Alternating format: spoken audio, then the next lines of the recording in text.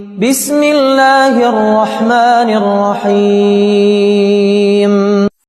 یکم محرم الحرام یوم شہادت حضرت عمر فاروق رضی اللہ عنہ۔ حضرت عمر رضی اللہ عنہ کے متعلق 10 نبوی بشارتیں جنت کی بشارت دی گئی۔ شیطان بھی ان سے ڈرتا تھا۔ ان کی رائے پر کئی مرتبہ قرآن نازل ہوا۔ رسول اللہ صلی اللہ علیہ وسلم نے انہیں محدث کہا، یعنی جس کے دل میں اللہ الہام کرتا ہے۔ آپ کو خلیفہ ثانی چنا گیا۔ رسول اللہ صلی اللہ علیہ وسلم نے فرمایا، میرے بعد اگر کوئی نبی ہوتا تو عمر ہوتا۔ آپ کے دور میں اسلام کو عالمی فتوحات نصیب ہوئیں۔ آپ کی شہادت بھی نبی کریم صلی اللہ علیہ وسلم کی پیشگوئی کے مطابق ہوئی۔ اہل بدر میں شامل ہونے والے صحابہ نے ان کے فیصلے کو حرف آخر مانا۔ رسول اللہ صلی اللہ علیہ وسلم کے پہلو میں دفن ہوئے۔